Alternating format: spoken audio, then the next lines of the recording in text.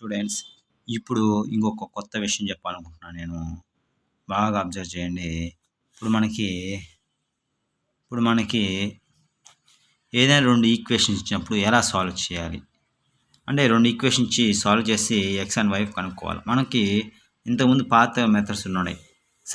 మనం elimination method కానీ substitution method కానీ చేస్తున్నాం.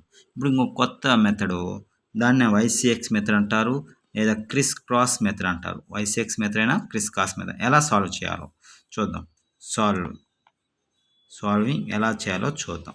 ఇప్పుడు ఫస్ట్ ఈక్వేషన్ ఇది, సెకండ్ ఈక్వేషన్ ఇది. ఈ రెండుని ఈజీగా ఎలా సాల్వ్ చేయాలో చూద్దాం. ఇప్పుడు వైసిఎక్స్ మెథడ్ అన్నాం కదా మనం. వై అంటే వై కోషన్. ఫస్ట్ దాంట్లో వై కోషన్ స్టార్ట్ చేయాలి. వై కోషన్ ఎంత? 3. తర్వాత సి అంటే కాన్స్టెంట్ ఏముంది ఇక్కడ? 5. తర్వాత ఏముంది? ఎక్స్ అంటే ఎక్స్ కోషన్ ఎంత ఇక్కడ ఉంది? 2. మళ్ళీ వై కోషన్ దగ్గర వై కోషన్ అనేది 3. ఇలా రిటర్న్ రావాలి. ఓకే, నెక్స్ట్ సెకండ్ ఈక్వేషన్ కూడా ఇక్కడ వై కోషన్ అంతా -2 తీసుకుంటాం.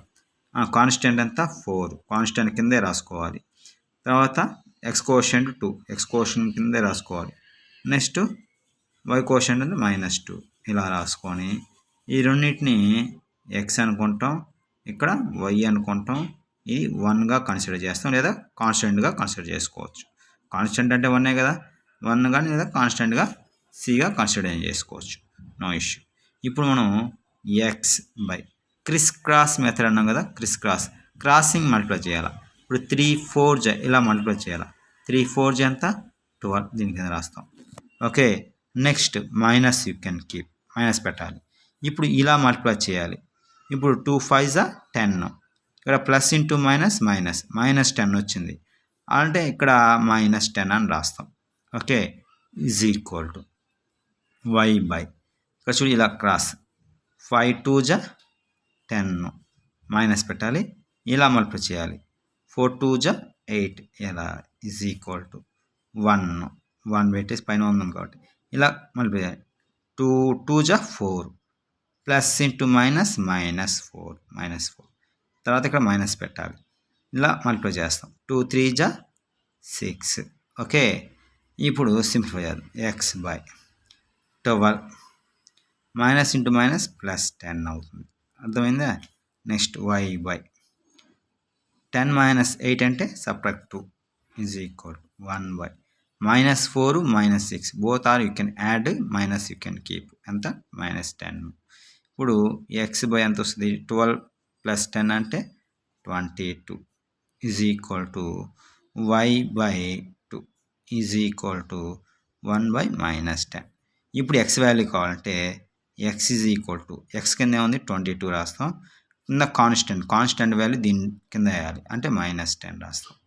ఇప్పుడు దీంతో రెండింటిలో క్యాన్సిల్ పోయేటి దేంతో పోతుంది? 2 టేబుల్తో. 2 11 2 5 అంటే ఎక్స్ ఈజ్ ఈక్వల్ ఎంత వస్తుంది? మైనస్ పైకి పోతుంది కానీ -11/5 అంతే. అదేవిధంగా ఇప్పుడు ఈ రెండు ఈక్వల్ చేసుకో వై కావాలంటే y by 2 is equal to 1 by -10. 1 by -10. Okay, ఇప్పుడు మనకు వై కావాలి కాబట్టి వై ఈజ్ ఈక్వల్ టు ఈ 2 పైకి వెళ్తుంది. ఇక్కడ -10 పెట్టలేదు కదా, -10. ఈ 2 క్రాస్ మల్టిప్లై వేస్తే 2 × 1 2. ఈ మైనస్ పైకి పోతే -2/10. కాన్సిక్వెన్స్ 2 1 2 5 10 అంటే వై ఈజ్ ఈక్వల్ ఎంత వచ్చింది? Y is equal to -1/5. Therefore x is equal ఎంత వచ్చిందన్న? -11/5, వై ఈజ్ ఈక్వల్ ఎంత వచ్చిందన్న? -1/5. ఈజీగా మనం క్యాలిక్యులేషన్ చేయొచ్చు. ఇది క్రిస్ క్రాస్ మెథడ్ లేదా వైసిఎక్స్ మెథడ్ అంటారు. మీకు నచ్చితే ఒకసారి సబ్స్క్రైబ్ చేసుకొని ఎనీ 2 ఈక్వేషన్స్ ఎలా సాల్వ్ చేస్తే ఈజీగా మనం ఐడెంటిఫై చేసి, మీకు ఇట్లా కష్టంగా 1-2 సార్లు ప్రాక్టీస్ చేస్తే ఎందుకంటే ఈజీ ఉండదు. All the best my dear friends and my dear students.